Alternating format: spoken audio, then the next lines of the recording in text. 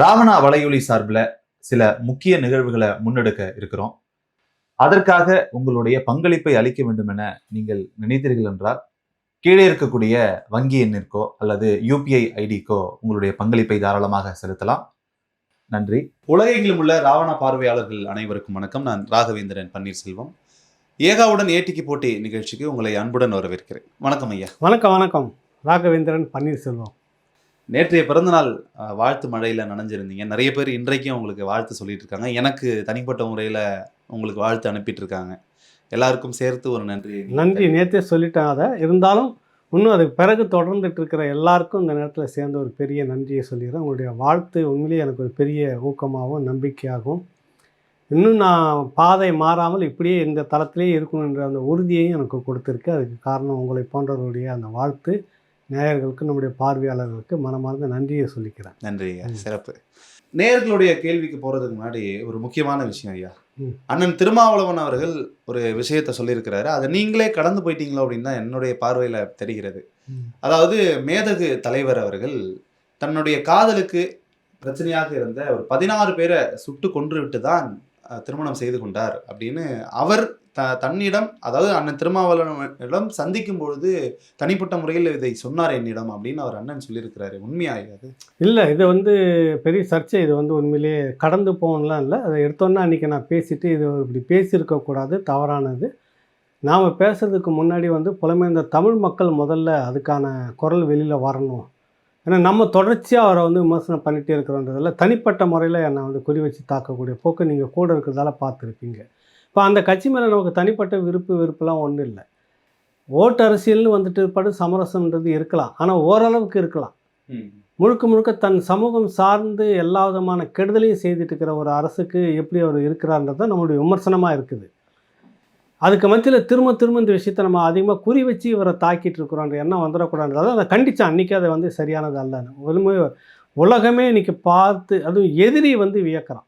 அதுதான் அந்த மேதகு தலைவர். எதிரியே வியந்து அதை கிட்டத்தட்ட பல ஆயிரம் புகைப்படங்களை வச்சுக்கிட்டு கைப்பற்றி நாங்கள் ஆய்வு செய்தோம். ஒரு இடத்துல கூட ஒழுக்கக்கேடான ஒரு இதை கூட அந்த மாதிரி போராளிகள் அப்படி ஒரு கட்டமைப்பை வளர்த்துருக்கிறார் அப்படின்னு தான் எதிரியே சொல்கிறான். அந்த ஒரு ஒழுக்கத்தோடு கட்டமைக்கிற ஒரு கட்டமைப்பு, ஒரு மாபெரும் போர்த்த இதை வச்சுட்டு இருந்த அவர் தன்னுடைய சுய வாழ்க்கையில் எப்படி ஒரு வரம்பை மீறி இருப்பார். ஒரு திருமணம், அந்த திருமணம் தன்னை விரும்புகிறாங்கன்னு தெரிஞ்சு இவங்க தான் உண்ணாவிரதம் இருக்கிறாங்க. இந்த இதெல்லாம் எல்லாருக்குமே தெரிஞ்ச விடயம். அது விவாதிக்கப்பட்டு தான் அது ஏற்கிறாரு, திருமணமாக உள்ளே ஏற்கிறாரு. இது நடந்த விஷயம். ஆனால் இதுவரை நிறைய போராளிகள் கண்ணீர் விட்டு, அதாவது திருமாவளவன் அவர்களுக்கு இப்போ சமீப காலமாக இயக்கத்தின் மீது ஒரு பெரிய காழ்ப்புணர்ச்சி, அவர் சார்ந்து இருக்கக்கூடிய இயக்கமாக கூட காரணமாக இருக்கலாம்.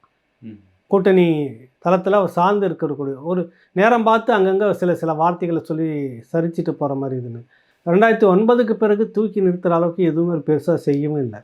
செய்யாமல் இருக்கிற வரைக்கும் நல்லது. ஆனால் இப்படி ஒரு மோசமான ஒரு பழிய தலைவர் ஒரு பொது சின்ன வயதில், அந்த வயசில் கனவுல உலகத்திலே அப்படி யாருன்னா வந்தாங்களான்னு தெரிஞ்சிடும். உலக போராட்ட அரசியலில் பார்த்திங்கன்னா ஓசிமின் காலகட்டம்லாம் அவர் இருந்த அந்த கட்டத்துக்குள்ளே வரும்போதெல்லாம், போர் இதுக்குள்ளே வரும்போதெல்லாம் அவர் வயசு என்ன, மற்றவங்களுடைய இதெல்லாம் என்ன பார்க்குறப்ப மிக இளம் வயது, சின்ன வயது, சிறுவன் தான் சொல்லணும். அதை அந்த இதில் வீட்டை விட்டு திறந்து பொது வாழ்க்கைக்காக ஒரு போர் சூழலிருந்து தன்னை தற்காத்துக்கிறது ஒரு பக்கம், தன்னுடைய கட்டமைப்பை தற்காத்துக்கிறது ஒரு பக்கம், சொந்த அந்த இதுக்குள்ளாரே இருக்கக்கூடிய போட்டி குழுக்களுடைய இப்படி தொடக்க காலத்தில் அந்த மாதிரி இருந்து ஒரு எந்த அளவுக்கு கட்டுப்பாடாக இருந்தால் இன்றைக்கி அது கடைசியாக அதுதான் மேலே வந்தது உச்சத்துக்கு அந்த இயக்கம். அப்படி இருக்கிற அந்த இயக்க ஒழுக்கத்தில் இவர் போய் தன்னுடைய காதலுக்காக மட்டுமே 16 பேர் சுட்டன்றது ஒரு யோக்கியமற்ற செயல். அவர் ஐக்கியர்கள் கூட அந்த மாதிரி குற்றச்சாட்டை வைக்கவே மாட்டாங்க. உலகத்தமிழருடைய உரிமை குரல் ஜெயந்தன் அவர்கள் அறிக்கை வெளிப்படையாக வந்திருக்கு. இன்னும் நிறைய பேர் இது விஷயமாக பேசிகிட்டு இருக்கிறாங்க. என்கிட்ட சில பேர் தோழர்கள் இப்படிப்பட்ட ஒரு குற்றச்சாட்டை யாருமே வைக்க மாட்டாங்க. இதற்கு வச்சது இல்லை. இப்படிலாம் எங்களுக்கு இயக்கத்துக்குள்ளே நிறைய ட்ராவல் பண்ண மூத்த தோழர்கள்லாம் நிறைய பேர் பேசுகிறாங்க. இந்த மாதிரி எங்ககிட்ட கூட எதுவுமே இந்த மாதிரிலாம் பேசுனதில்லை, சொன்னதில்லை. அதுவும் 16 பேரை ஒரு காதலுக்காக தடையாக இருந்தாங்க. சாதிய பிரச்சனைங்க, அதற்காக நான் அதை செய்தேன்றதில்ல. அந்த மாதிரி அந்த சாதிக்காக வன்முறைன்னு எடுத்திருந்தாங்கனாக்கா அந்த கட்டமைப்பு அவ்வளோ வளர்ந்துருக்காது. நான் அன்றைக்கே அதை பற்றி பேசும்போது சொன்னேன், எப்படிப்பட்ட தளபதிகள்லாம் அந்த ஒடுக்கப்பட்ட அந்த நாட்டில் அந்த ஒடுக்கப்பட்ட சமூகம்னு சொல்கிறவங்களாம் நிறைய பேர் தளபதிகளாக இருந்து அவங்க கீழே எல்லாருமே வேலை செய்து கடைசி வரைக்கும் அப்படி தான் இருந்தாங்க. ஏன் இந்த மனிதர் இப்படிலாம் ஒரு பொய்யை சொல்கிறாரு, இது வந்து ஒரு நியாயமற்ற வார்த்தை, இது யாருக்காக இப்படி ஒரு அபாண்டமான பழியை சொல்கிறாருன்றது உண்மையிலே வேதனைக்குரிய ஒன்று. இது வந்து ஒரு நல்லவர்களுடைய பதில் இப்படிலாம் இருக்காது. இவர் உண்மையிலேயே இயக்கத்தை நேசித்திருந்தாருன்னா 100 முறையில் 1000 முறை யோசிக்கணும் இந்த வார்த்தை சொல்கிறதுக்கு. ஒரு கொஞ்சம் கூட ஒரு இதுவே இல்லாமல் ஒரு உணர்வே இல்லாமல் போகிற போக்கில் இந்த பொய்யை சொல்லிட்டு போகிறாருன்னா தன்னுடைய வீழ்ச்சியினுடைய உச்சத்தில் வந்து நிற்கிறாருன்னு எனக்கு நல்லா தோணுது. இல்ல இது சொல்வதன் மூலயமா அவருக்கு என்ன லாபம் இருக்கு பொதுல? லாபம் இல்லை, வாக்கு அரசியல் இல்லை இல்லை, வாக்கு அரசியல்னு இல்லை. இது வந்து ஒரு நீங்கள் மிகப்பெரிய அளவில் பார்க்கணும். ஒரு பெரிய அளவில் இருக்கக்கூடிய தலைவரை வந்து கொச்சைப்படுத்தினா என்ன நீங்கள் தான் வந்து கொச்சைப்படுத்த முடியும். வேற ஒருத்தன் பேசினான்னா அது எடுபடாது. அவனை எல்லாருமே சேர்ந்து போட்டு விமர்சனம் பண்ணி உன்னை பற்றி தெரியாதனை போட்டு இஷ்டத்துக்கு கடுமையாக தாக்கிடுவாங்க. என் உடன் இருக்கக்கூடிய ராகவேந்திரன் பன்னீர்செல்வமே என்னை பற்றி பேசும்போது 4 பேர் யோசிப்பாங்க. அப்போ உடன் இருக்கக்கூடிய அந்த இயக்கத்தோடு ட்ராவல் பண்ணதை நேசிக்கிறதாக களத்தில் நின்றதாக சொல்லக்கூடிய திருமாவளவன் சொல்லும்போது சொல்ல வைக்கக்கூடிய சக்தி எது? இத்தனை ஆண்டுகளாக இதை சொல்லாமல் இன்றைக்கி ஏன் அதை சொல்கிறேன்? இன்றைக்கி தமிழ்நாட்டில் மிகப்பெரிய ஒரு எழுச்சி வந்துக்கிட்டு இருக்குது. குறிப்பாக அட்டவணை பிரிவில் இருக்கவங்க ஒரு பகுதி முழுக்க சீமானுடன் இருக்கிறார். விஜய் கூட போனால் கூட எனக்கு கவலை இல்லை, சீமான் கூட போயிடக்கூடாதுன்னு ஒரு சுய எண்ணம் உங்ககிட்ட இருக்குது. அதற்கு இப்படி ஒரு சாதிய சிந்தனையோடு இருந்துகிட்டு இருந்தார் அவர் அப்படின்றத காட்டணும். அங்கே ஒரு சாதிய சிந்தனை இருந்தது அப்படின்றத காட்டணும். அது புரியுதுல உங்களுக்கு? இல்லை இது ஒருவேளை திரு சீமான் அவர்கள் திராவிடத்தினுடைய தலைவரை போட்டு அடிக்கிறாரு அவரை இல்லை, அது இல்லை, இங்கே இப்படி அப்படி ஒப்பிட்டு பார்க்க முடியாது தம்பி. அப்போ அங்கே பேசினா இங்கே வந்து இருக்குது. அதே திராவிடத்தில் இருக்கிற நிறைய தலைவர் தான் நாங்கள் வந்து இயக்கத்துக்கு துணையாக இருந்தோம், பக்கபலமாக இருந்தோம், நாங்கள் எல்லாமே யாரும் இல்லைன்னு சொல்லி எல்லாமே அவங்க தானே இருந்தாங்க கூட. அதுக்கு இதுக்கும் பொருத்தம் இல்லை. அதே திராவிடத்தில் இருக்கக்கூடிய நிறைய தோழர்கள் இதை ஏற்கலை. என்ன திருமாவளவன் யாருக்காக இந்த வேலையை செய்கிறாரு? அவருக்கு ஏதோ ஒரு அஜெண்டா இருக்குது, அது என்னன்னு தெரியல. அது பாஜகவுடைய திட்டத்தை நிறைவேற்றுறாரா எனக்கு தெரியல. பாஜகவுக்கு உள்ளுக்குள்ளே அந்த எண்ணம் இருக்குது, தேசிய தலைவர் மேதகுடைய எழுச்சி இங்கே வந்து கெடுத்துடணும், அந்த அளவுக்கு வந்துடக்கூடாது அப்படின்றதுக்கு. இப்படிலாம் சொன்னாக்கா இப்படி ஒரு மனிதன் தன்னுடைய காதலுக்காக 16 பேரை சுட்டு கொண்டவர் ஒரு தலைவரா? சாதிய பிரச்சனைக்குள்ளே இருக்குது இது. இவர் வந்து அப்போ இவரே வந்து ஒரு சமூகமாக இருக்கிறார், அதை விட உயர்ந்த சமூகம் மதிவதனி, அதனால் வந்து இப்படி செய்தாரான்றப்ப அப்போ நம்ம சுயமாக நிற்கணும்னு தன்னுடைய ஆட்களுக்கு சொல்கிறாரா? தன்னுடைய சமூக ஆட்களுக்கு இப்படிலாம் சொல்கிறாரா அப்படின்ற ஒரு பிரிவினை அங்கே வருது இல்லை? இதெல்லாம் அந்த எழுச்சியை தடுக்கிற விதமாக தமிழ்நாட்டில் எப்போதும் இல்லாத அளவுக்கு இந்த முறை ஒரு பெரிய அளவில் வந்து ஓட்டு அரசியலுக்குள்ளே வந்துருச்சு. இயக்க அரசியலாக இருக்கிற வரைக்கும் அது வந்து சரியாக நடக்கலை. 2009 வரைக்கும் இயக்க அரசியல், 10க்கு பிறகு ஓட்டு அரசியலாக வருது தமிழ் தேசிய சித்தாந்தங்க. அப்போ அந்த தமிழ் தேசியத்தினுடைய முகத்தில் ஒரு முக்கியமான முகமாக முன்னணியில் இருக்கிறது மேதகு தலைவர். அதை வந்து சீர்குலைக்கணும். அப்போ அது எதிரி கூட செய்ய மாட்டார். நீங்கள் அந்த வார்த்தையை சொல்லலாமா? எல்லாம் படித்தவர், மிகப்பெரிய பண்பாளர்னு சொல்கிறாங்க, மிகப்பெரிய அரசியல் தெரிஞ்சவங்க சொல்கிறாங்க. இது யாருக்கு பயன்படுது? பாஜக, காங்கிரஸ், திமுகவுக்கு தான் பயன்படும். அந்த வேலையை நீங்கள் செய்யலாமா? அதால் உங்களுக்கு என்ன, அதை இப்போ சொன்னதால் உங்களுக்கு என்ன பலன் வந்தது? இப்போ இதெல்லாம் நீங்கள் பார்க்கணும். எந்த ஒரு சம்பவம் அது நடக்கிறப்ப அதனுடைய பெனிஃபிட்டர் யார், அது ஆதாயம் அடையவருங்க யார்? அப்போ இந்த 3 கோஷ்டிலே யாரோ ஒன்று உனக்கு தேவைப்படுறாங்க, நீங்கள் அதுக்காக சொல்லியிருக்கிறீங்க. இந்த எழுச்சி இங்கே வந்துடக்கூடாது, தடுக்கணும். இப்படிலாம் ஒரு சிக்கலை ஏற்படுத்தணும். இதில் நிறைய உள் விவகாரம் இருக்குது. அதை வந்து புலமைந்த தமிழ் கட்டமைப்புகள் எல்லாரும் சேர்ந்து எதிர்க்கணுங்க. இப்போ நாம் இங்கே இருந்துக்கிட்டு அதை செய்தோம்னு வச்சுக்கோங்க, பொறாமையில் சொல்கிறோம், வேறு ஒரு சாதி நோக்கத்தோடு சொல்கிறோம், வேறு காரணங்கள் இங்கே இவங்க புகுத்துவாங்க. அதனால் முதல்ல தமிழ் மக்கள் குரல் வலுவாக வரணும். அன்றைக்கே நாம் கண்டிச்சிட்டோம் இது சரி கிடையாது அப்படின்னு. எந்த காலத்திலையும் மன்னிக்க முடியாத ஒரு மிக பெரும் ஒரு வரலாற்று தவறை திருமாவளவன் செய்து விட்டார். இது எந்த காலத்திலையும் மன்னிக்க முடியாது, சரி செய்யவும் முடியாது. பகிரங்கமாக அவர் மன்னிப்பு கேட்கணும். அந்த மக்கள்கிட்டையும் அந்த கட்டமைப்புக்கிட்டையும், இல்லாமல் போனாலும் அரசியல் கட்டமைப்புக்கிட்ட மன்னிப்பு கேட்டே ஆகணும். இல்லாமல் அவர் சுற்றிக்கிட்டே இருந்தார்னா அவர் ஏற்புடைய ஒரு மனிதராக இல்லை என்றார். நான் சொன்ன தொடக்கத்தில் விளிம்பில் நிற்கிறாருன்னு எனக்கு தோணுது. மனதளவில் ஒரு பெரிய குழப்பத்துக்குள்ளே இருக்கிறாருன்னு தோணுது. அது சரியில்லை அப்படின்றத நம்ம சொல்ல வரோம். ஒரு பொது மன்னிப்பு கேட்பாரா அப்படின்றத நம்ம பொறுத்திருந்து பார்ப்போம். அடுத்து நேயருடைய கேள்வி. மதுரையிலிருந்து சரவணன். ஐயா வணக்கம். மதுரை வடக்கு தொகுதி திமுக எம்எல்ஏ தளபதி காங்கிரஸ் கட்சிக்கு பூத் கமிட்டிக்கு கூட ஆள் இல்லை, தொகுதிக்கு 3000 4000 வாக்குகள் தான் இருக்கு என்று மேடையில் பேசியிருக்கிறாரு. காங்கிரஸ் கட்சியை கழற்றி விட திமுக நினைக்கிறதா அப்படின்னு கேட்குறேன். குட்டியை விட்டு ஆழம் பார்க்குறதுன்னு சொல்லுவாங்க. ஒரு பக்கம் வந்துட்டு இங்கே கூட்டணிக்குள்ளே பேசுறது அந்த மாதிரி சொல்லுவாங்க. ஒரு பக்கம் இந்த மாதிரி அவங்க ஏற்கனவே வந்து பார்த்திங்கன்னா அந்த காங்கிரஸை கழட்டி விடுன்ற நோக்கத்தோடு அவங்க இருக்காங்க போல இருக்குது. சமீப காலமாக நல்லா தெரியுது. ஏன்னா தேவையே இல்லாமல் காமராஜரை வந்து சீண்டிக்கிட்டு இருக்கிறாங்க. முதல் திருச்சி சிவா அந்த காங்கிரஸில் ஒரு நிர்வாகி பேசும்போது, திமுகவில் பேசும்போது, காமராஜருக்காக அண்ணா காலத்தில் ஏசி போட்டு கொடுத்துருந்தாங்க, ஏசி இல்லாமல் இருக்க முடியாதுன்னு ஒரு கொச்சப்படுத்துகிறாங்க. ஒரு எளிய மனிதர் அவர் எப்படி இருந்தாருன்னு நாட்டுக்கே தெரியும். அப்போ கொதித்து போய் பேசுனது திருச்சி வேலுசாமி தான். அந்த ஏசி நீங்கள் ஊழல் பண்ணுறதுக்காக போட்டது எல்லா இடத்துலையும் அந்த ஒரு அவர் எங்கெல்லாம் போகிறாருன்னு போட்டு கொடுத்து பண்ணீங்கல்ல, அப்படிலாம் ஒன்று நடக்கவே இல்லை. டூரிஸ்ட் பங்களா சொல்லப்போனால் அப்படி போட்டு கொடுத்த பிற்பாடு அவருக்கு போகிற வகையில் சர்க்கரை நோய் இருந்ததால், அங்கங்கே இந்த பிரச்சனை இருக்கிறதால அங்கங்கே சிறுநீருக்காத டிராவல்ஸ் பங்களா போகிறப்ப கூட இல்லைன்னு சொன்ன கூட்டம் தான் அந்த கூட்டம் அப்படின்னு சொல்லிட்டு எதிர்த்தார். அதுக்கு பிறகு 2-3 பேர் பேசுகிறாங்க தரக்குறைவா. இன்னொருத்தர் வந்து தீகாவில் வந்துட்டு ஒரு மாதிரி தரக்குறைவா காமராஜர் அவங்க அப்பா மட்டும் சொத்து எடுத்து கொடுத்து நடத்தினாரப்ப. தொடர்ச்சியாக காமராஜர் என்றால் காங்கிரஸ் அதை சீண்டும் விதமாக திமுகவில் அந்த குரல். இப்போ வந்து மதுரை 4000 பராசக்தி படம் வேற வந்திருக்கு. அது பராசக்தி படம் உங்களுக்கு அப்படியே தூக்கி வாரி கொடுத்துரும் ஓட்டு. புரியுது? காங்கிரஸுக்கு எதிராக தானே இல்லை, அது இப்போ இந்த படத்தில் அந்த காங்கிரஸுக்கு குற்றச்சாட்டு சொல்ல வரீங்க. அதில் தேசியத்துக்கு எதிரான முழக்கத்தெல்லாம் கட் பண்ணிட்டாங்க. ஆனால் காங்கிரஸுக்கு எதிரான விஷயத்தெல்லாம் கட் பண்ணலை. அது பாஜகவினுடைய உள்விளையாட்டு. அதில் இப்போ நீங்கள் எல்லாம் கூட்டி கழித்து வச்சு பார்த்தப்போ அவர் சொல்கிறாரு 4000 3000 தான் ஏன் பிடிச்சி தொங்கிட்டு இருந்தீங்க இத்தனை வருஷமாக? நீங்கள் 10 வருஷம் காங்கிரஸ் ஆட்சியில் மந்திரி சபை நல்லா வாங்கி சாப்பிட்டுட்டு இருந்தீங்கல்ல, அவங்க கடையில் மந்திரி பதவி நல்லா வாங்கிட்டு அடிச்சிங்கல்ல ஊழல்லாம். அப்போ அந்த 4000 3000 தான் இருக்குது. அவங்களுக்கு பூத் ஏஜென்ட் கூட இல்லைன்னு தெரியாது அவங்களுக்கு. இன்றைய காலகட்டத்துக்கு திமுக இல்லைன்னா இந்திய கூட்டணியே இல்லை. அந்த கூட்டணியில் ஒரு பெரிய கட்சியாக அங்கம் வகிக்குதுன்னா அது திமுக தான் அப்படின்னு அவர் சொல்கிறார். இல்லையே, இதை விட பெரிய கட்சிகள்லாம் இருக்குது. எம்பிகள் இல்லை, தேர்தல் வரும் வந்துட போடுது. ஏற்றம் இறக்கம் எல்லா கட்சியுமே சந்திச்சிருக்கு. நீங்கள் கூட தான் நீண்ட காலமாக ஆச்சு. 10 வருஷம் பிரேக்கு 10 வருஷம் பிரேக்குன்னு தமிழ்நாட்டில் துண்டிச்சு விட்டுருந்தாங்க அவங்கள. சொல்லுங்கள், கூட்டணி இல்லாமல் நீ எந்த காலத்தில் தனியாக நிற்க முடியும் சொல்லுங்கள் திமுகவா? உங்கள் லட்சணமே அப்படி இருக்குது. நீ இப்போ இன்னொரு கட்சி சொல்லலாமா? என்னுடைய கேள்வி என்னன்னா, அதுக்கு வந்து குறைஞ்சது தான் வாக்கு ஒரு 3000 4000 இருக்குது. பூத் ஏஜென்ட் கூட இல்லை அவங்க கட்சிக்கு. அப்படின்னா அந்த கட்சியோட எதுக்கு 10 வருஷம் உட்காந்து சாப்பிட்டுட்டு இருந்தீங்க? இப்போ அதை தான் இப்போ வேணான்னு நினைக்கிறாங்களோ திமுக? அது வேணாம், அவங்களுக்கு வேற ஒரு நோக்கம். இவங்க அதிகமாக சீட்டு கேட்டக்கூடாதுன்னு மட்டம் தட்டி வச்சிருக்கலாம் அப்படின்னு அவங்க நினைக்கிறாங்க. காங்கிரஸ் என்ன நினைக்குதுன்னா, இல்லை இந்த முறை பார்த்து பிடிச்சி பேசி வாங்குறது உண்டு கூட்டணி. இல்லைன்னா இல்லை, நமக்கு ஒரு கண்ணு போனாலும் பரவாயில்ல, அவங்க 2 கண்ணு. காங்கிரஸ் விலகிடுச்சுன்னா முடிஞ்சு போச்சு திமுகவுடைய கதை. அது ஆல்டர்னேட்டிவாக வேறு எதுவும் இல்லை, தேசிய கட்சி அது. இன்றைக்கு கிறிஸ் ஜோனங்கர் கூட சொல்லியிருந்தாரு, 2 மாதமாக நாங்கள் காத்து கொண்டு இருக்கிறோம், திமுகவிடமிருந்து எந்த சமிகையும் எங்களுக்கு வரல, கூட்டணி பேச்சுவார்த்தை கூட தொடங்கினோம், ஆனால் அவங்க பதில் எதை சொல்லலை, எத்தனை தொகுதின்ற பதில் சொல்லாமல் இருக்காங்கன்னு சொல்லியிருக்கிறாரு. அப்போ அது முத்துது கிட்டத்தட்ட நெருங்கிக்கிட்டு இருக்குன்னு அர்த்தம். விரைவில் வந்து தெரியும். நம்ம ஏற்கனவே ராவணாவில் பேசியிருக்கிறோம். ஒரு வாய்ப்பு எப்படின்னா காங்கிரஸ் விஜயம் இன்னும் அதுக்காக தான் காத்துட்ருக்காரு. ஒன்றும் மற்ற பெரிய எந்த கட்சியும் போகலை.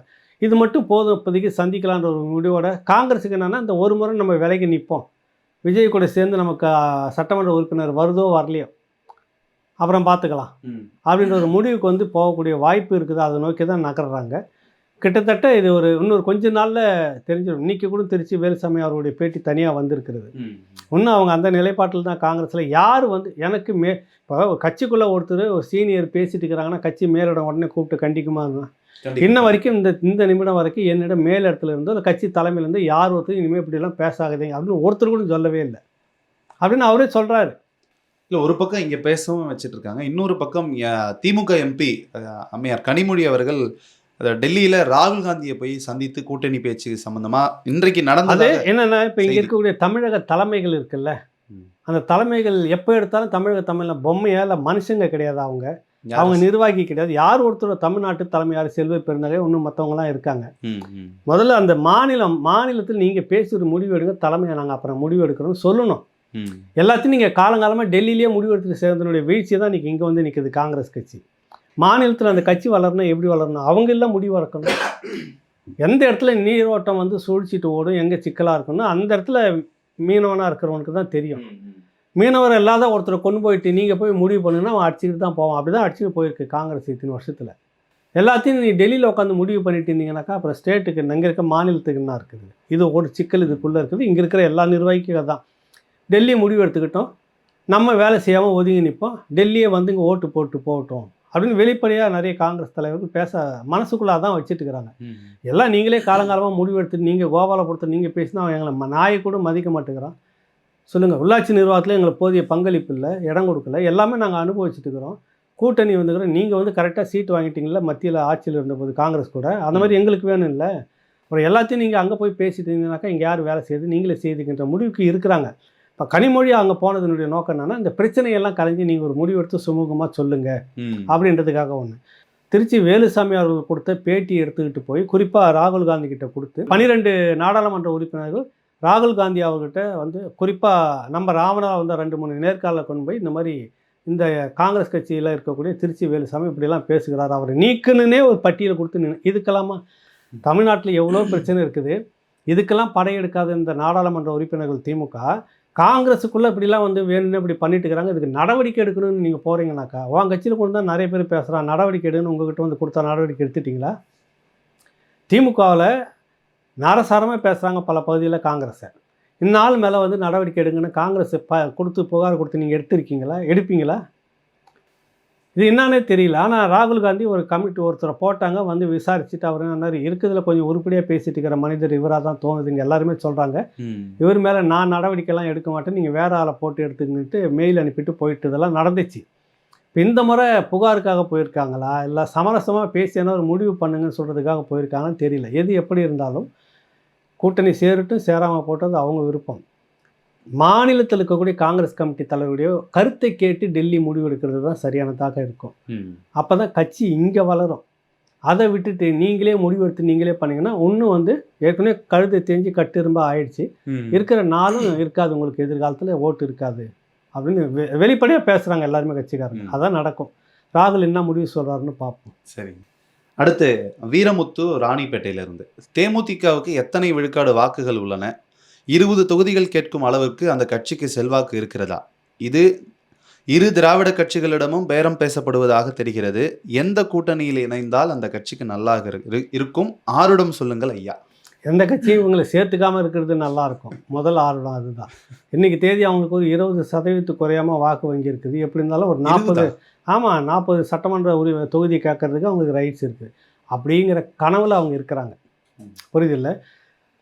விஜயகாந்தோடு முடிஞ்சு போச்சு அந்த கட்சியினுடைய வாக்கு செல்வாக்கு. செதறி சின்ன பண்ணாமல் போய் ஒன்றும் இல்லாமல் இன்றைக்கி அவங்க மட்டும் ஒரு குடும்ப அரசியலாக நடத்திட்டு இருக்கிறது நாட்டுக்கே தெரியும். 2 கட்சி மாறி மாறி மிஞ்சி போனால் உங்களுக்கு ஒரு 4-3 சீட்டு கொடுக்குறதுக்கு யோசிக்கணும். வாக்கு சதவீதம் இருந்தால் தான் உங்களுக்கு அங்கே செல்ல முடியும். கடந்த தேர்தலில் உங்களுடைய வாக்கு சதவீதம் என்னன்னு நாட்டுக்கே தெரியும். 1% கூட இல்லை. நீங்கள் டிமாண்ட் ஒரு எம்பி ராஜ்யசபா சீட்டு வேணும்னு கேட்டால் மகனுக்கு வாங்கிட்டு போயிடலாம். ஒரு கூட 2 தொகுதி கொடுங்கன்னா ஓகே, அவ்வளோதான் கெப்பாசிட்டி. ஆனால் அளவுக்கு மீறி நீங்கள் ஆசைப்பட்டீங்கன்னா உங்களை வச்சு நிமிஷம் தான் அந்த கட்சிங்க சேர்க்குற கட்சிங்களுக்கு கஷ்டம் தான். அதனால் எந்த கட்சியும் சேர்த்துக்காமல் இருக்கிறது தான் அந்த கட்சிகளுக்கு நன்மை. அதான் ஆருடம் நம்ம சொல்கிறது. சரி, அடுத்தது பாலமுருகன் ஒசூரிலிருந்து, வணக்கம் ஐயா. ஊடகங்கள் மக்களுக்கான அரசியலை செய்ய ஏகப்பட்ட வாய்ப்புகள் இருந்தும் சற்றும் அரசியல் செய்யாத அரசியல் கட்சி தலைவர் திரு விஜய் அவர்களுக்கு அதிக முக்கியத்துவம் கொடுத்து வருகிறார்கள். அதை பற்றி உங்களுடைய கருத்து என்ன? நன்றி, வணக்கம்.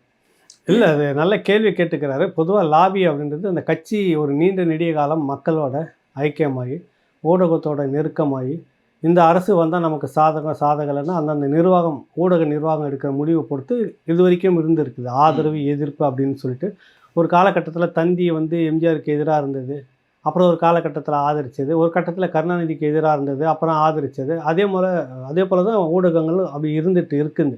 ஆனால் இன்றைக்கி இருக்கக்கூடிய விஷயங்கள் முழுக்க கமர்ஷியல். நம்ம ஏற்கனவே பேசிட்டோம், பேக்கேஜ் தான். பணம் இருக்கிறது உங்களுக்கு இந்த பேக்கேஜ், இந்த செய்தியை நீங்கள் வந்து செய்தியாக போடுங்க, அதுக்கான பேக்கேஜ் விளம்பர காசாக அவங்க கொடுத்து இப்போ விளம்பரம் மாதிரி தான் செய்தியை கொண்டுட்டு வராங்க. இந்த செய்தியை இந்த விளம்பரத்தை இத்தனை நிமிடத்துக்கு இவ்வளோ பணத்தோடு நாங்கள் போடுறோங்க. இந்த பேக்கேஜில் இன்றைக்கி ஊடகம் வந்துட்ட உடனே இதில் நீங்கள் வந்து அறத்தையோ நடுநிலையோ மற்றதையும் எதிர்பார்க்க முடியாது. நீங்களும் அதில் ஒரு சிக்கு விட்டு நீங்களும் அதில் மாட்டிக்கிட்டு அனுபவிச்சுட்டு பார்த்து வேதனைப்படுறது தவிர வேறு வழி இல்லை. நடுநிலைன்றதை நீங்கள் எதிர்பார்க்கவே முடியாது, செய்தியாகவும் பார்க்க முடியாது. அந்த அடிப்படையில் தான் விஜய்க்கு முக்கியத்துவம் அதிகமாக இருக்கிறது அப்படின்னு தெரிய வருது. இதுதான் நோக்கம் அதில். இது தொடர்பான ஒரு கேள்வியாக கூட இது அடுத்து இருக்கு. சாரதி சென்னையிலிருந்து, நாம் தமிழர் கட்சி ஏன் தனக்கென்று ஒரு டிவி சேனலையும் மற்றும் சினிமா புரொடக்ஷன்ஸ் கம்பெனி ஒன்றை வைத்துக்கொள்ளக்கூடாது? இதற்காக ஒரே ஒரு முறை மட்டும் மக்களிடம் திரள் நிதி திரட்டலாம், பின்னர் அதில் வரும் லாபத்தை வைத்து கட்சியை மேம்படுத்தலாம். இப்படி ஒரு யோசனை எனக்கு இருக்கு, நீங்க என்ன சொல்றீங்க? கட்சிக்கு அந்த எண்ணம் இருக்குது. எனக்கு தெரிஞ்சு பேசுன வரைக்கும் அது கட்சி அவங்க கட்டமைப்பு கூடி முடிவெடுக்கிறது ஒன்று. இப்போ எங்கள் தேசம்னு ஒரு சேனல் வந்து தொடங்க போகிறதா அறிவிச்சிருக்கிறாங்க. அது நீண்ட கால முயற்சி. அது இப்போ மற்ற ஊடகங்கள் வந்து புறக்கணிக்கிறாங்க, நமக்கான செய்தி நாமளே போட்டுக்கோம், நமக்கான நபர்கள் நம்மளை வந்து பின்தொடர்வார்கள் அப்படின்னு சொல்லிட்டு முழுக்க முழுக்க இப்போ 234 தொகுதியினுடைய செய்திகளையும் கொண்டு வர மாதிரி கட்சியினுடைய கட்டமைப்பு, கட்சியினுடைய கொள்கை, நோக்கம் எல்லாத்தையும் சொல்லக்கூடிய எல்லா ஆவணமும் அதுக்குள்ளே இருக்கும் அப்படின்னு ஒரு திட்டம் போட்டு செய்துக்கிட்டு இருக்கிறாங்க. சினிமா கம்பெனியை தொடங்க முடியுமா அப்படின்னா, ஏற்கனவே இருக்கிற பிரச்சனைக்கே கட்சி நடத்துறதுக்கே காசு இல்லைன்னு இதுக்கே திரள் நிதின்னு வந்து கூப்பிட்டு இருக்கிறாங்க. இப்போ பிரதான கட்சிகள், ஆளுங்கட்சி, எதிர்கட்சியாக இருக்கிறவங்களுக்கு இருக்கக்கூடிய சாராய ஆலைகளுடைய பின்னணியிலேருந்து வரக்கூடிய நிதி மாதிரி இங்கே வந்து கிடையாது நமக்கு. மக்கள் வந்து கொடுக்கக்கூடிய சிறு சிறு தொகைகள் தான். அதை வச்சுக்கிட்டு சினிமா கம்பெனி ஆசை அப்படின்லாம் இல்லை. எதிர்காலத்தில் அது வந்து அந்த அந்த அது வந்து எடுக்கணும். அந்த சினிமா என்கிற அந்த கலைத்துறையை கையில் எடுக்கணும். திராவிட முன்னேற்ற கழகமும் திராவிட கழகமும் தொடக்கத்தில் அதை தான் நிறைய அந்த ஊடகத்தின் மூலமாக தான் நிறைய கருத்துக்களை கொண்டுட்டு போனாங்க. அதை அடிக்கடி சீமான் அவர்கள் சொல்லிகிட்டே இருக்கிறாரு. அது தொடங்கினா நல்லா இருக்கும். அதுக்கான நிதி வேணும் இல்லை, யோசனை ஒருவேளை அவங்கக்கிட்ட இருக்கலாம். நீங்கள் சொல்கிற மாதிரி நிதி தேர்தலுக்கே எட்டாமல் இருக்குது. இந்த மாதிரி ஒரு கட்சி, சாதாரண ஒரு கட்சி தொடங்கி 234 தொகுதியில் நிற்கக்கூடிய கட்சிகள் சந்திக்கிற நெருக்கடி விட 100 மடங்கு நெருக்கடிக்குள்ளே தான் வச்சுக்கிட்டு இருக்கு. ஒரு தொகுதிக்கு சராசரியாக 3 லட்சம் செலவு செய்கிறது கூட நிதி எதிர்பார்த்துட்டு இருக்கிறது. இல்லை, நீங்கள் ஒரு 2-3 தொகுதியை பார்த்து நீங்கள் 2 பேர் 3 பேர் கூட்டாக சேர்ந்து எடுத்துக்கிங்கன்னு நண்பர்கள் சேர்ந்து சின்ன சின்ன செலவு தொகையை தான் பங்கெடுத்துக்கிறாங்க. அப்படி இருக்கப்போ சினிமா கம்பெனி நீக்கி இருக்கிற காலகட்டத்தில் சன் டிவி இவங்கெல்லாம் இருக்கிற மாதிரி 500 கோடி 400 கோடி இன்வெஸ்ட் பண்ணுற அளவுக்கு இல்லை அங்கே. காலம் போகிற போக்கு. ஆனால் எப்படி இருந்தாலும் கலைத்துறையை கையில் எடுக்கணும், எடுப்பார்கள்ன்ற நம்பிக்கை இருக்குது. பார்க்கலாம் அதை. சரி, அடுத்து இது ஒரு பொதுவான கேள்வி. இன்றைக்கு செய்தியில் வந்தது, திரு நடிகர் விஜய், தாவேகா தலைவர் விஜயினுடைய தந்தை எஸ்.ஏ. சந்திரசேகர் அவர்கள் காங்கிரஸுக்கு ஒரு அட்வைஸ் கொடுத்துருக்கிறாரு. நீங்கள் எவ்வளவு நாளாக பவரில் இல்லை, நீங்கள் உங்களுடைய வரலாறு பெருசு, மீண்டும் உங்களோட பவரை நீங்கள் தக்க வைத்துக் கொள்ள வேண்டும் என்றால் விஜய் கொடுக்குற வாய்ப்பை பயன்படுத்தி கொள்ளுங்க, பயன்படுத்தி கொண்டு உங்களுடைய பவரை காட்டுங்க என்று காங்கிரஸை கூட்டணிக்கு அழைக்கிறார். அதை நீங்கள் பார்த்துருப்பீங்க. உங்களுடைய கருத்து இல்லை, அதுக்கு தான் செல்வ பெருந்தகை வந்து எங்களுக்கு ஏற்கனவே எங்கள் தலைவர் ராகுல் காந்தி பூஸ்ட்டு கொடுத்துருக்கிறார், பவரை கொடுத்துருக்கிறாரு, நீங்கள் ஒன்றும் புதுசாக கொடுக்க வேண்டியதில்லை. அந்த பதில் நீங்கள் அதையும் பார்த்துருப்பீங்க. எப்படி இருந்தாலும் இன்னும் ஒரு வாரத்தில் கிட்டத்தட்ட ஏதோ ஒரு முடிவுக்கு வந்துடுவாங்க. இப்போ அவர் செல்வ பெருந்தகை சொல்கிறாருனாக்கா அவர் மனப்பூர்வமாக சொல்லலை. நாளைக்கே டெல்லியிலேருந்து ஒரு முடிவு நீங்கள் வெளியே வாங்கினா வந்து தான் ஆகணும். இன்னார் கூட பேசுங்கன்னா பேசி தான் ஆகணும். ஏன்னா உங்கள்கிட்ட பவர் எதுவும் இல்லை. அதை தான் சொல்கிறார், எங்களுக்கு பவர் டெல்லியில் இருக்குதுன்றாரு. ஏற்கனவே எங்களுக்கு அங்கே கொடுத்துருக்குது. நாங்களும் ஏற்கனவே அதிகாரத்தில் இருந்தவங்க தான். விட்டு போன அதிகாரம் திரும்ப வரணும்னா அது என்ன முடிவு எடுக்கணும், டெல்லி முடிவு எடுக்கும் அப்படின்றது தான் அவர் சொல்ல வராரு. இப்போவும் சொல்ல வரேன், தமிழ்நாடு காங்கிரஸ் கமிட்டி நிர்வாகிகள் நீங்கள் முடிவெடுத்து என்னவோ அதை தான் சொல்லணும். நீங்கள் வளரணுன்னா இது ஒரு வாய்ப்பு தான். அவர் சொல்கிற மாதிரி அந்த வாய்ப்பை விஜய் கூட சேர்ந்தா கிடைக்குமா என்னன்னா அது தெரியாது எனக்கு. அது எப்படி சார்? 100 ஆண்டுகள் பாரம்பரியமான ஒரு கட்சி, கட்சி தொடங்கி 2 ஆண்டுகள் தான் நிறைவுற்றிருக்குது. அந்த கட்சி கூட உங்களுடைய பவரை காட்டுவதற்கு அவர்களோட சேர்ந்து டிராவல் பண்ணுறது அப்படியெல்லாம் சொல்ல முடியாது. 96ல் அப்போ தான் கட்சியை தொடங்குறாரு, டக்குன்னு பிரிகிறார், காங்கிரஸ்லேருந்து மூவ் பண்ணார். அதுக்கு என்ன சொல்லுவீங்க நீங்கள்? கூட்டணி வச்சாங்களா உழுந்து? பாரம்பரிய கட்சி காங்கிரஸ்லேருந்து பிளந்து தானே தனியாக வராங்க. அந்த கட்சி சரியாக வருமா? அவர் அரசியல் அனுபவத்தோட, அவருக்கு அரசியல் செய்ய தெரிந்த ஆட்கள் அவரோட கூட இருந்தாங்க. விஜய்க்கு அப்படி யாரும் இல்லைல்ல. இல்லை, அது வேறு விஷயம். பட் இவருக்கான ஒரு பெரிய கூட்டம் இருக்குது இல்லை, அதை பயன்படுத்துகிறாரு இவருடைய அரசியலுக்கு. கூட்டம் தான் முக்கியம், எண்ணிக்கை தான் முக்கியம். அதனால் இது 100 ஆண்டு பாழமா அப்படி இப்படிலாம் இல்லை. யார் வாய்ப்பு கிடைக்குதோ அவங்க முதுகில் ஏறி ஓடுறது தான். இன்றைக்கி ஓடுற குதிரை மேலே தானே காசு கட்டுறது. ஆனால் விஜய் வந்து தனிப்பட்ட முறையில் அவர் கூட காங்கிரஸ் மட்டும் வச்சா கூட்டணி வெற்றி பெறுவாரானா வாய்ப்பு இல்லை. இவங்களுக்கு இருக்கிறது 3-4%. அதுவும் 3-4% ஒழுங்காக வருமா என்னன்னு தெரியாது. கணக்கு நல்லா பாருங்கள். தொகுதிக்கு வேறு 3,000-4,000 வாக்கு தான் இருக்கு. ஆமாம், விஜய்க்கு அதிகபட்சமாக நீங்கள் அப்படியே வாரி கொடுத்துதா நீங்கள் கற்பனை பண்ணிக்கிட்டு 20% வச்சாலும் இது 4 சேர்ந்தா 24, 25 கூட வைங்க. மற்ற உதிரிகள்லாம் சேர்ந்தா கூட ஒரு சதவீதம் வச்சுங்க. 26% இல்லை 25%, 26% நீங்கள் வச்சிருந்தாலும் கூட ஜெயிக்க முடியாது. எதிர்கட்சியாக கூட 35லேருந்து 40-45% யார் தொடுகிறார்களோ அந்த கட்சி தான் வெற்றி கட்சி. அவங்களுக்கு தான் சட்டமன்ற உறுப்பினர் இருக்கும். உங்களுக்கு பல தொகுதிகளை ரொம்ப குறைவான வாக்குத்தில் நீங்கள் தொகுதிகளை இழக்க தானே ஒழிவீங்களா, உங்களுக்கு வெற்றின்றதுக்கு வாய்ப்பே கிடையாது. அதுதான் இங்கே இருக்கக்கூடிய கலை யதார்த்தம். நீங்கள் ஒரு தொகுதியிலேயே அவ்வளோ சதவீதத்தை தாண்டணும். அங்கே போய் 25% நாங்கள் எடுத்துட்டோம் மொத்தமாக சேர்ந்து எங்களுக்கு வெற்றினா வாய்ப்பே கிடையாது. புரியல? அங்கே ரொம்ப குறைஞ்ச வித்தியாசத்தில் திமுகவை கட்டாயம் ஜெயிச்சுட்டு போயிடும். ஏன்னா உங்களோட அவங்க கூட வந்துடுவாங்க, 30-35 வந்துடுவாங்க. நீங்கள் அப்படியே 25னே வச்சுக்கோங்க, கூட்டணியெல்லாம் சேர்ந்து உங்களுக்கு. நான் அந்த அளவுக்கு வாய்ப்பு இல்லை. உங்களுக்கு 20% கிடைக்குமானது கனவுல தான் நினச்சிக்கணும். புரியுதில்ல? அது வாய்ப்பில்லை. நான் சொல்கிற கணக்கு நீங்கள் நினச்சிட்டு இருக்கிற மாதிரி ஆதவ அர்ஜுன் பில்டப் பண்ணுற மாதிரி 20% விஜய்க்குன்னு சொன்னாலும் கூட காங்கிரஸும் இவங்களெல்லாம் உதிரியாக சேர்த்தாலும் ஒரு 4% தான் உங்களுக்கு வரும் இன்றைக்கி இருக்கிறது. இதை வச்சுட்டு நான் வெற்றிக்கு நீ நேராக கோட்டைக்கு போயிடுவேன் அப்படின்னா சினிமாவில் வேணால் நடக்காது, யதார்த்தத்தில் நடக்காதுன்றது தான் என்னுடைய அனுபவம். அதான் நடக்கும், பாருங்கள் நீங்கள். சரிங்க. அடுத்து நேயருடைய கேள்வி. தனலட்சுமி திருநெல்வேலியிலிருந்து, தமிழ் தேசிய பாதை மிக மிக கடினமான பாதை, அதுவும் உங்களை போன்ற ஊடகவியலாளர்களுக்கு மிக மிக கடினம். ஏன் இந்த பாதையை தேர்ந்தெடுத்தீர்கள்? குடும்பம் உங்கள் பாதையை வரவேற்கிறார்களா? தமிழ் தேசியவாதிகள் தோற்கும் இடம் குடும்பம்தான், அதனால் கேட்கிறேன்.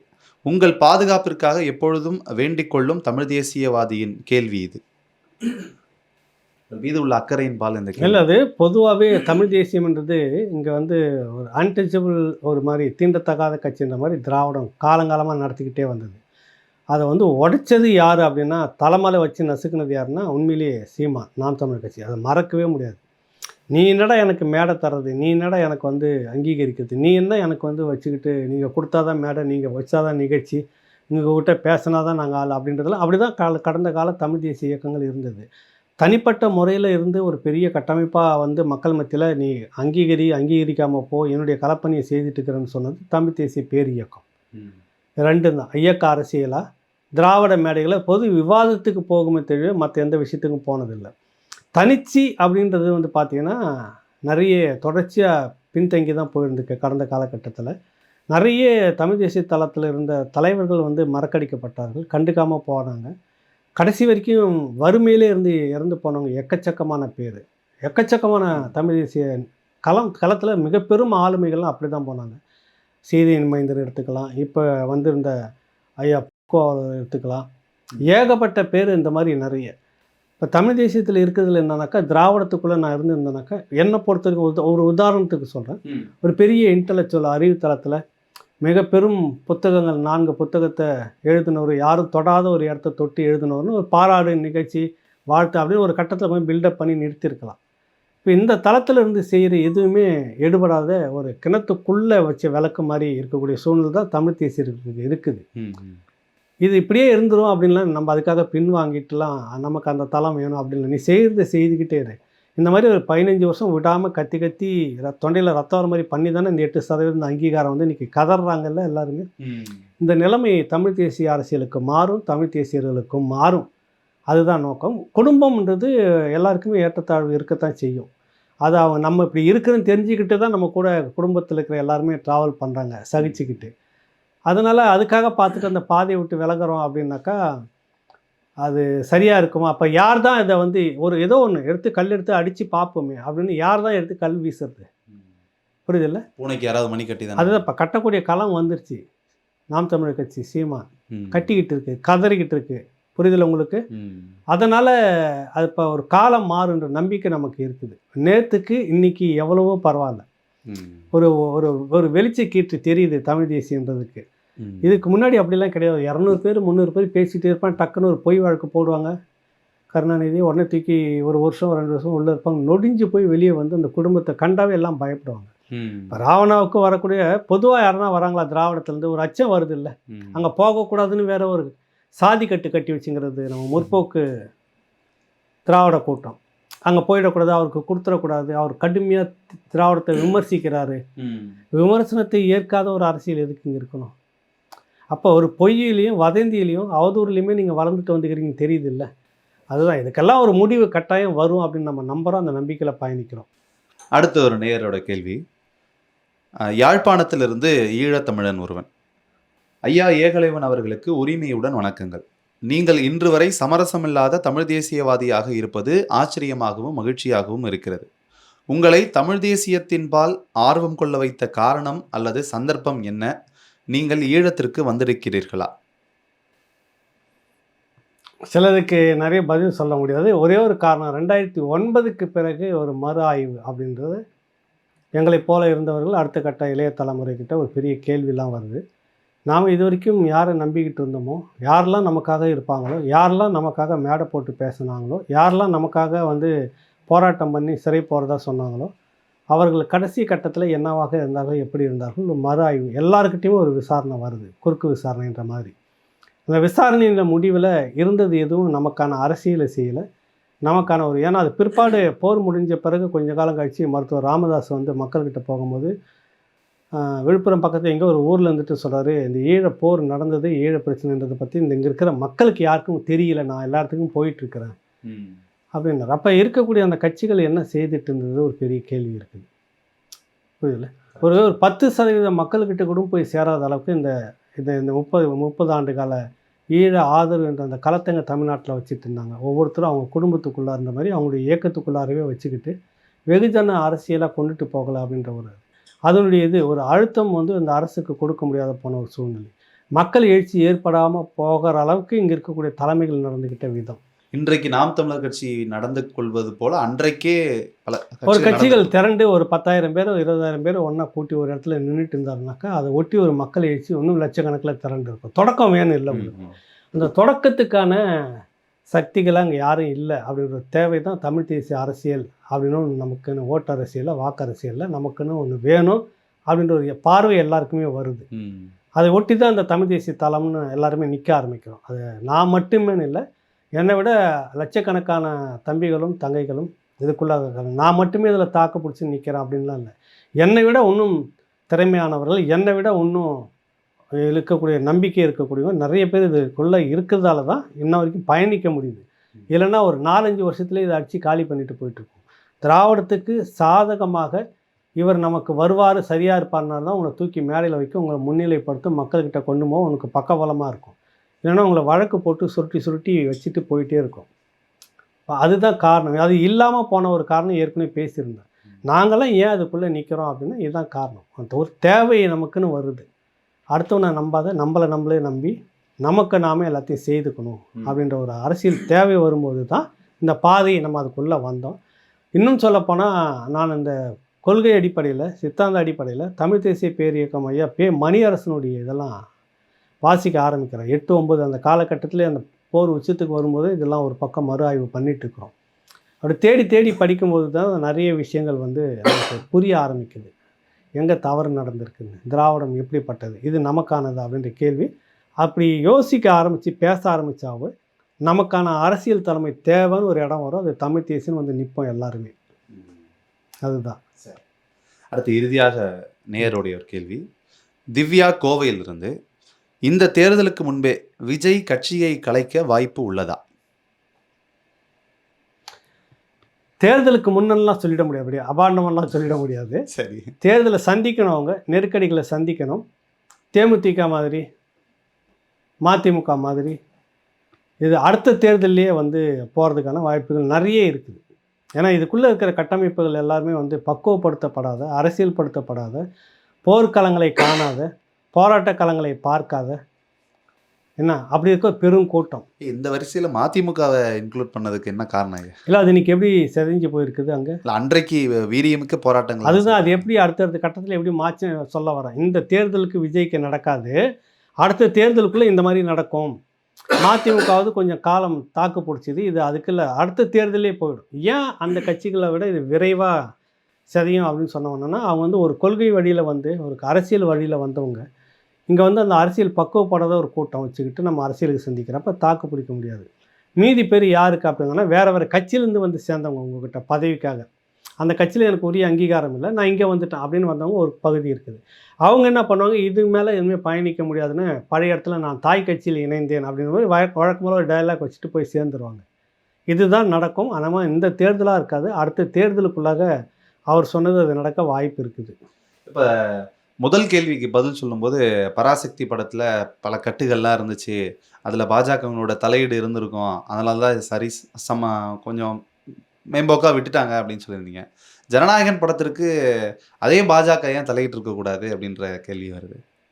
இல்லை, தலையிட்டு இருக்கக்கூடாதுன்ற இல்லைப்பா, அந்த பராசக்தியில் வந்துட்டு காங்கிரஸ் அமலப்படுத்துறது தான் மெயினாக வருது. அதுக்கு அங்கே அனுமதி படம் வந்துச்சு. சில தேசிய சம்மந்தப்பட்ட விஷயம், இந்திக்கு கடுமையான வார்த்தைகள்லாம் எடுத்திருக்கிறாங்க, அரக்கின்ற வார்த்தை அந்த இதெல்லாம் எடுத்திருக்கிறாங்க. அப்போ டெல்லியை நீங்கள் எந்த விதத்துலையும் குற்றம் சொல்லக்கூடாதுன்ற பகுதியை எடுத்தது ஒரு பக்கம். காங்கிரஸ்னால் அது அரசியலுக்காக காங்கிரஸை அம்பலப்படுத்தணுங்க. அது வந்து திமுகவுடைய ஃபண்டிலேருந்து எடுக்கிறது, திமுக குடும்பத்துலேருந்து எடுக்கிற படம். அது ஜனநாயகன் வந்து என்னன்னா இதுக்கு வேற ஒரு வகையான சிக்கல். இது ஏன்னா இதில் வந்து பேசக்கூடிய வசனம் நம்ம சொல்லியிருக்கிறோம், அந்த படத்தை நம்ம பார்த்தோம்.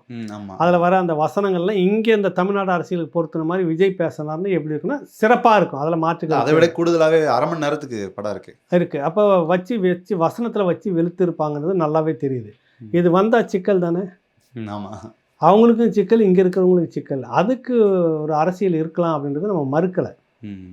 அதை மறுக்கலை. இப்ப தயாரிப்பு நிறுவனம் வந்து வழக்கு மன்றத்துக்கு சென்றதை வாபஸ் பெற போகிறதா ஒரு தகவல் வந்துச்சு. ஒருவேளை வாபஸ் பெற்றுட்டாங்கன்னா இது தணிக்கை குழுவோடவே இந்த பிரச்சனை முடிஞ்சு அதோட முடிஞ்சு போட்டு நம்ம அதை வந்துரும். தான் ஏற்கனவே விரிவாக பேசியிருந்தோம். போன இதுக்கு அதை நம்ம பேசியிருந்தோம், நேற்று நிகழ்ச்சியில் ஆமா. பேசியிருந்தோம். அதை வழக்கு போகாமல் தணிக்கக்கூடியனா மறு மறு ஆய்வு. மறு ஆய்வுன்னு சொல்லுவாங்க. அதுக்கு வந்துட்டு அப்பீல்னு சொல்கிறது. அது இதெல்லாம் எடுத்துகிட்டு அவங்க பார்க்க போகிறாங்க, சில கேள்விகள் கேட்க போகிறாங்க, உங்கள்கிட்ட விளக்கம் சொல்ல போகிறாங்க, கேட்க போகிறாங்க. சொல்லிட்டீங்கன்னா ஓகே, சிலது எடுக்கணும்னா எடுத்துட்டா முடிஞ்சு போச்சு, அதோட நீ வெளியில் கொண்டுட்டு வந்துடலாம். ம். புரியுதில்ல? அதை விட்டு நீதிமன்றம்னா அது இழுத்துக்கிட்டே போகும். வழக்கு போட்டது நீங்கள், அரசு இல்லை, ஆமா, ஆமா. தணிக்கைத்துறையில். அப்போ ஏதோ ஒரு விட்டு கொடுப்பு நடக்குதுன்னு அர்த்தம். நீங்கள் முதல்ல வாங்குங்க, வாபஸ் வாங்குங்க, அப்புறம் நாங்கள் பார்த்துக்குறோம் ம். அப்படின்னு கூட இருக்கலாம். போக போக இன்னும் கொஞ்சம் நகர்றப்ப தெரிஞ்சிடும், பார்க்கலாம் காங்கிரஸா பாஜகவா அப்படின்றத. ம்.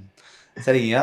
பல்வேறு தகவல்களுக்கு பல கேள்விகளுக்கு பதில் தந்தமைக்கு மிக்க நன்றி. மீண்டும் அடுத்த நிகழ்ச்சியில் சந்திக்கலாம். நன்றி, வணக்கம். நன்றி, வணக்கம் தம்பி, வணக்கம். எங்களின் உயிரோடும் உணர்வோடும் கலந்து வாழுகின்ற அன்பு உறவுகள் அனைவருக்கும் வணக்கம். இஸ்லாமிய சிறைவாசிகளை விடுதலை செய்ய கோரி மாபெரும் பொதுக்கூட்டம் தை 15 29/1/2026 வியாழக்கிழமை மாலை சரியாக 5 மணிக்கு. இடம் CN கிருஷ்ணசாமி தெரு, திருவல்லிக்கேணி, சென்னை. மான தமிழரெல்லாம் மறக்காமல் கூடுவோம். கோரிக்கை போராட்டத்தை வென்று வாகை சூடும்.